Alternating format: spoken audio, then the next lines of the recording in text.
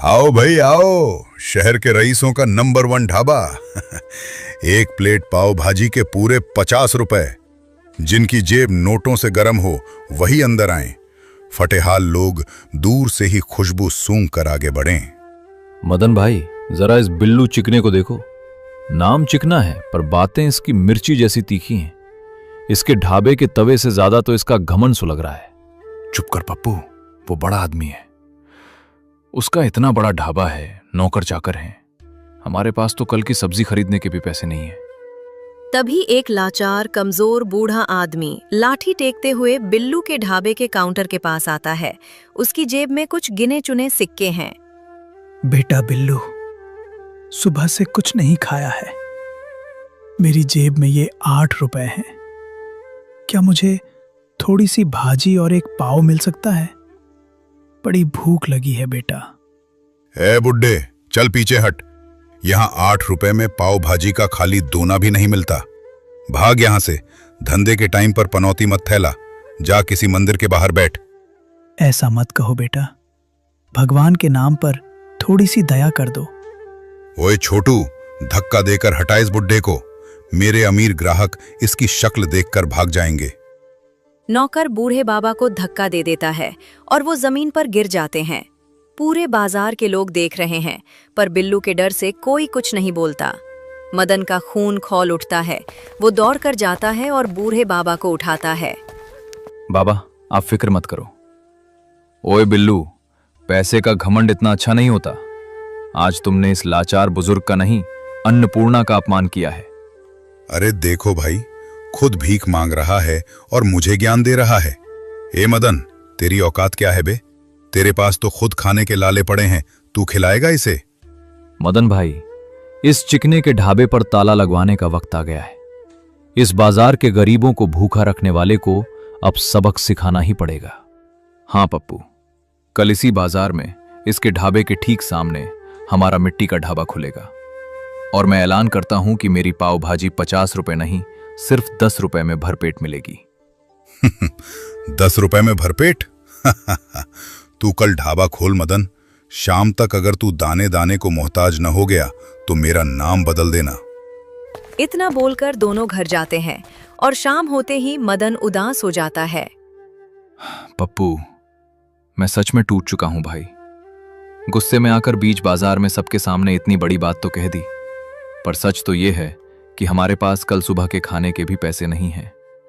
बिल्लू चिकना सही कह रहा था, मेरी कोई औकात नहीं है। तो क्या हुआ मदन भाई, क्या हम सच में ढाबा खोल लेंगे? गुस्से में मुंह से निकल गया तो निकल गया, कहने से कुछ नहीं होता। छोड़ो उस बात को। कोई अमीर थोड़ी हैं हम जो अपनी बात पर अड़े रहें। नहीं पप्पू, अगर मैंने सबके सामने कहा है तो मैं उसे पूरा करूंगा। यह मदन की जुबान है, मैं अपनी जुबान को हारने नहीं दूंगा। चाहे जो हो जाए, कल बाजार में 10 रुपए वाला ढाबा खुलकर रहेगा। अरे भाई, जुबान की कीमत तब होती है जब जेब में दम हो। ढाबे के लिए राशन, बर्तन, सब्जियां, इन सब के लिए पैसे कहां से लाएगा? आसमान से टपकेंगे? चोरी करूंगा पप्पू, मैं चोरी करूंगा। क्या? चोरी? होश में तो है मदन? तूने कभी लाइफ में एक चींटी तक को नहीं सताया और तू चोरी करेगा? किसकी चोरी? उसी घमंडी बिल्लू चिकने के घर चोरी करूंगा। उसने न जाने कितने गरीबों को लूट कर वो महल खड़ा किया है। अभी तुरंत इसी वक्त चलो मेरे साथ। अरे मदन भाई, थोड़ा ठंडे दिमाग से सोच। अगर पकड़े गए तो पुलिस खाल उधेड़ देगी। क्यों अपनी जान जोखिम में डाल रहा है? पप्पू, हम दोनों अनाथ हैं। इस दुनिया में हमारा कोई आगे पीछे नहीं है और मैं उस बूढ़े लाचार बाबा की तकलीफ को और नहीं देखना चाहता। उस बिल्लू ने बाबा को लात मारी थी पप्पू। उस बूढ़े बाप की आंखों के आंसू मुझसे झेले नहीं जा रहे। आज अगर मदन पीछे हटा तो इस शहर से गरीबों का भगवान पर से भरोसा उठ जाएगा। चलो मेरे साथ। हाँ, ये लड़का आज मुझे भी जेल भिजवा कर मानेगा, पर क्या करूं, दोस्त भी तो इसी का हूं। रुक मदन भाई, मैं भी चल रहा हूं। मदन और पप्पू तेज कदमों से बिल्लू चिकने के घर की तरफ बढ़ रहे हैं। तभी रास्ते में एक सुनसान पेड़ के नीचे वही बूढ़े बाबा बैठे दिखाई देते हैं जिन्हें दोपहर में बिल्लू ने धक्का दिलवाया था। बाबा के चेहरे पर एक अजीब सा तेज और मुस्कान है। मदन और पप्पू उन्हें देखकर चौंक कर रुक जाते हैं। बाबा, आप इस काली अंधेरी रात में यहां अकेले कैसे? आपका घर कहाँ है बाबा? बेटा, ईश्वर जिसे जहां भेज देता है मैं वहीं चला जाता हूं। मेरा कोई अपना घर नहीं है, पर तुम दोनों इस वक्त जहां जा रहे हो वो रास्ता सही नहीं है। किसी के घर चोरी करना बिल्कुल गलत है। ऐसा तुम्हें शोभा नहीं देता। बाबा, आपको कैसे पता चला? मैंने तो ये बात किसी से नहीं कही। क्या आप सच में कोई जादूगर हैं या कोई चमत्कारी पुरुष? हाँ बाबा, मदन बिल्कुल ठीक कह रहा है। हमारे दिल की बात तो सिर्फ हम दोनों जानते थे। आपको किसने बेटाया कि हम चोरी करने जा रहे हैं? मैं इंसानों के चेहरे और उनके मन की बात पढ़ सकता हूं बेटा, इसलिए मेरी बात मानो। चोरी का विचार अपने दिमाग से निकाल दो। यहां से थोड़ी दूर आगे जाओगे तो तुम्हें एक पुराना बरगद का पेड़ मिलेगा। उसी पेड़ के नीचे एक थैला पड़ा है जो पूरा पैसों से भरा है। उस थैले को उठा लो और अपना ढाबा खोल लो। सच में बाबा? हाँ, परंतु एक बात सदैव स्मरण रखना मदन, उन पैसों को देखकर कभी मन में लालच मत लाना। उन पैसों का उपयोग तुम अपनी सुख सुविधा, ऐशो आराम या स्वार्थ के लिए कदापि मत करना। यदि तुमने ऐसा किया तो तुम्हारा विनाश होना निश्चित है। वह धन केवल परोपकार और गरीबों की सेवा के लिए है। ठीक है, अब मैं चलता हूं, मुझे और भी कहीं जाना है। इतना कहकर बाबा अचानक रात के अंधेरे में ओझल हो जाते हैं। मदन और पप्पू आगे बढ़ते हैं। थोड़ी दूर जाने पर उन्हें वही बरगद का पेड़ दिखाई देता है और उसके नीचे एक पुराना बैग पड़ा मिलता है। मदन बैग खोलता है तो वह नोटों से खचाखच भरा होता है। दोनों की आंखें चमक उठती हैं। वाह पप्पू, बाबा ने सच कहा था। अब हमारा ढाबा खुलेगा। मैं कल सुबह ही दुकान खोलने की तैयारी शुरू करता हूं। अरे मदन भाई, रुको रुको, दुकान तो खुलती रहेगी। इन पैसों से पहले हम एक आलीशान बड़ा सा घर बनवाएंगे, फिर तुम्हारी और मेरी एक बढ़िया सी शादी करवाएंगे। जिंदगी ऐश से कटेगी भाई। पप्पू, तुम भूल गए कि अभी अभी बाबा ने क्या कहा था? शुद्ध हिंदी में चेतावनी दी थी उन्होंने कि इन पैसों का इस्तेमाल अपनी सुख सुविधा के लिए नहीं करना है, वरना विनाश शुरू हो जाएगा। अरे छोड़ो भी मदन भाई, मैं बाबा की बातों पर विश्वास नहीं करता।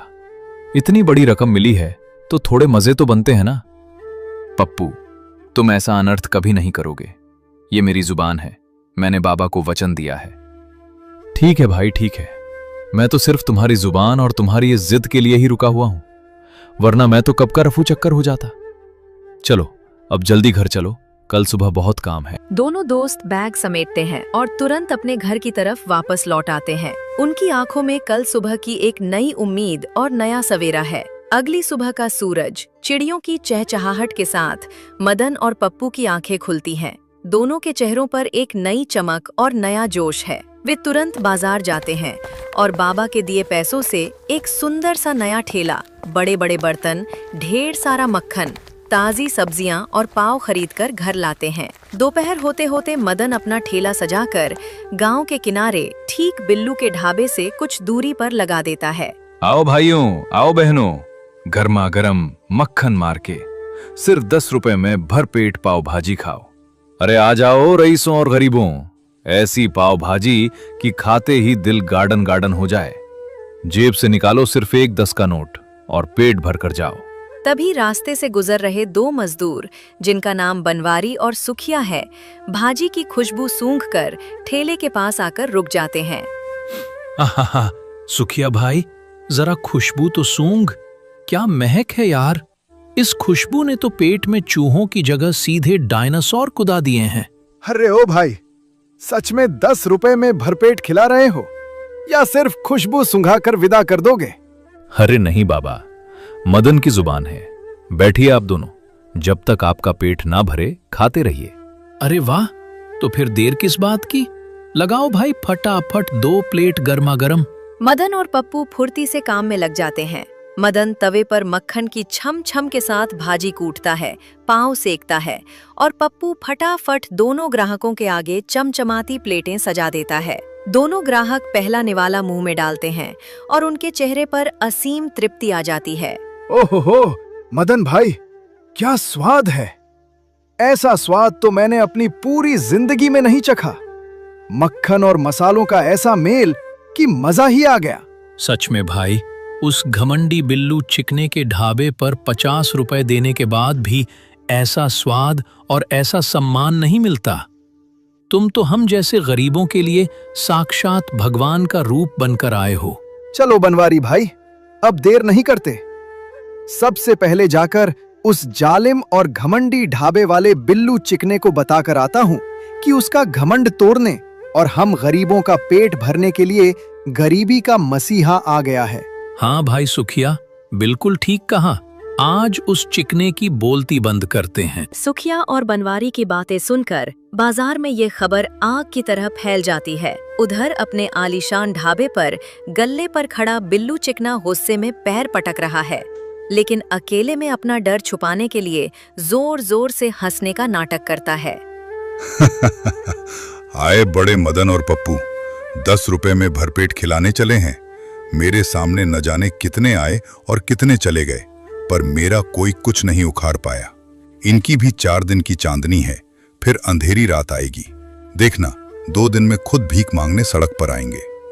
बिल्लू की बकवास के उलट मदन और पप्पू के ठेले पर नजारा कुछ और ही था। वहां पैर रखने की भी जगह नहीं थी। मदन की पाव भाजी न सिर्फ सस्ती थी, बल्कि स्वाद में इतनी लाजवाब थी कि लोग उंगलियां चाट रहे थे। सब बहुत खुश थे। देखते देखते शाम होते होते मदन का सारा माल बिक जाता है। उफ मदन भाई, पैर जवाब दे गए हैं आज, पर मजा आ गया। हाँ पप्पू, ये सब बाबा के आशीर्वाद का कमाल है। चलो घर चलते हैं। शाम को घर पहुंचकर दोनों दोस्त इतने थके थे कि बिना कुछ खाए पिए तुरंत सो जाते हैं। अगली सुबह दोनों फिर उठते हैं, ताजी सब्जियां लाते हैं और अपना ठेला उसी जगह पर लगा देते हैं। ठेला लगते ही थोड़ी देर में वहां भारी भीड़ जमा हो जाती है। उधर बिल्लू चिकने के ढाबे पर सन्नाटा पसरा है। एक भी ग्राहक नजर नहीं आ रहा। वो मक्खियां मारते हुए काफी देर तक इंतजार करता है और फिर गुस्से से पागल होकर अपने नौकर छोटू को साथ लेकर मदन के ठेले पर धमक पड़ता है। ए मदन, बहुत चर्बी चढ़ गई है ना तुझे? बंद कर अपना ये 2 कौड़ी का ठेला, वरना यहीं पर सब तहस नहस कर दूंगा। हाँ, मालिक सही कह रहे हैं, डर के मारे भाग जाओ यहाँ से। मदन और पप्पू बहुत हिम्मत वाले और हिम्मती थे। वे दोनों जरा भी नहीं डरते। ओए बिल्लू, अपनी ये धौंस किसी और को दिखाना। हम यहाँ कोई चोरी नहीं कर रहे, हम गरीबों का पेट भर रहे हैं। सुनो ओ गांव वालों, तुम सब अंधे हो गए हो क्या, जो बड़े चाव से इस मदन की पाव भाजी ठूंस रहे हो? मैं तुमसे एक सीधा सा सवाल पूछता हूं, क्या आज के जमाने में 10 रुपए में पाव और सब्जी खरीदी जा सकती है? नहीं ना? तो फिर ये तुम्हें 10 रुपए में भरपेट कैसे खिला रहा है? भीड़ में कानाफूसी शुरू हो जाती है। बिल्लू मौका देखकर और जहर उगलता है। ये मदन या तो तुम्हें 2 दिन पुराना बासी माल खिला रहा है, या फिर सड़ी गली सब्जियों का कचरा तुम्हारे पेट में डाल रहा है। अपनी सेहत से मत खेलो भाइयों। भाइयों, आप सब मुझ पर विश्वास रखो। मैं अपनी मां अन्नपूर्णा की कसम खाकर कहता हूं कि सब कुछ आज सुबह का ताजा है। जिस दिन मेरी भाजी खाकर कोई एक इंसान भी बीमार हो गया, मैं उसी दिन ये ठेला हमेशा के लिए बंद कर दूंगा। और सुनो चिकने, हम जो भी सामान इस्तेमाल कर रहे हैं वो एकदम शुद्ध और उत्तम क्वालिटी का है। रही बात इतने सस्ते में खिलाने की, तो हम पर एक बहुत बड़े पहुंचे हुए बाबा का आशीर्वाद है। आशीर्वाद? अरे ओ घोड़े, किसी भिखारी का आशीर्वाद लेकर कोई राजा नहीं बन जाता, समझे? इसका अंजाम भुगतने के लिए तैयार रहना। इतना बोलकर बिल्लू गुस्से में पैर पटकता हुआ वहां से चला जाता है। लेकिन गांव वाले बिल्लू की बातों पर बिल्कुल ध्यान नहीं देते। वे मदन पर भरोसा करते हैं और दोबारा खाने में जुट जाते हैं। थोड़ी ही देर में मदन की सारी पाव भाजी फिर से खत्म हो जाती है। दोनों घर चले जाते हैं और अगली सुबह अरे अनर्थ हो गया, लूट गए हम। मदन भाई, बाबा के दिए सारे पैसे चोरी हो गए, थैला खाली पड़ा है। क्या? सारे पैसे चोरी हो गए? पर पप्पू, घर का दरवाजा तो अंदर से बंद था। कोई बाहर वाला कैसे आ सकता है? कौन चुराया हमारे पैसे? दरअसल ये सब पप्पू की ही चालाकी थी। कौन चुराया? मुझसे क्या पूछता है चोर? तूने ही रात को सारे पैसे गायब किए हैं ताकि तू अकेला अमीर बन सके। तू झूठा है, चोर है, और मैं एक चोर के साथ एक पल नहीं रहूंगा। जा रहा हूं मैं ये घर छोड़कर। पप्पू, ये तू क्या कह रहा है भाई? मैं और चोरी? तू तो मेरा सबसे अच्छा दोस्त है, तू मुझे जानता है। बस बहुत हुआ नाटक, आज से हमारी दोस्ती खत्म। पप्पू तुरंत घर छोड़कर चला जाता है। वो सीधे घमंडी ढाबे वाले बिल्लू चिकने के पास पहुंचता है और बाबा के चुराए हुए पैसों की गड्डियां दिखाकर उसका पूरा ढाबा खरीद लेता है। अब पप्पू उस आलीशान ढाबे का मालिक बन चुका था और वहां पाव भाजी बेचने लगा। दूसरी तरफ मदन बिल्कुल अकेला हो चुका था। उसका दिल टूट गया था, लेकिन उसने हिम्मत नहीं हारी। वो अपने छोटे से ठेले पर पहले की तरह ईमानदारी से 10 रुपए में ताजी और स्वादिष्ट पाव भाजी बेचता रहा। गांव के लोग मदन के साथ थे। उसके ठेले पर पहले जैसी ही भारी भीड़ जमी रहती थी। उधर पप्पू के ढाबे पर भाजी तो बन रही थी, लेकिन जैसे ही भाजी तैयार हुई उसमें से एक अजीब सी सड़न और गंदी बदबू आने लगी। दरअसल ये बाबा के उस श्राप का असर था जो उन्होंने लालच करने और पैसों का गलत इस्तेमाल करने पर दिया था। थू, ये कैसी पाव भाजी है? इसमें से तो गटर जैसी बदबू आ रही है। बीमार करना है क्या हमें? अरे खाना है तो खाओ, वरना बदबू का बहाना मत बनाओ, कल से ठीक हो जाएगी। पप्पू ने हार नहीं मानी। बदबू दूर करने के लिए उसने महंगे महंगे मसाले खरीदे, ढाबे का प्रचार किया, लेकिन बाबा के श्राप के कारण उसकी भाजी का स्वाद और बदबू बदतर होती गई। धीरे धीरे ग्राहक आना बिल्कुल बंद हो गए। पप्पू ने अपनी सुख सुविधा और जिद में बाबा के चुराए हुए सारे पैसे पानी की तरह बहा दिए और कंगाल हो गया। शाम का वक्त, मदन के ठेले पर लोग खुशी खुशी पाव भाजी खा रहे हैं। तभी वहां फटेहाल, भूखा और रोता हुआ पप्पू पहुंचता है। उसके पास न ढाबा बचा था न पैसे। उसने मदन को सारी बात बताई और मदद मांगी, लेकिन मदन ने उसे साफ साफ मना कर दिया। सीख: दोस्ती दुनिया का सबसे पवित्र रिश्ता है। इसमें कभी भी लालच, स्वार्थ या चालाकी को जगह नहीं देनी चाहिए, क्योंकि धोखा देने वाले का अंत हमेशा बुरा होता है।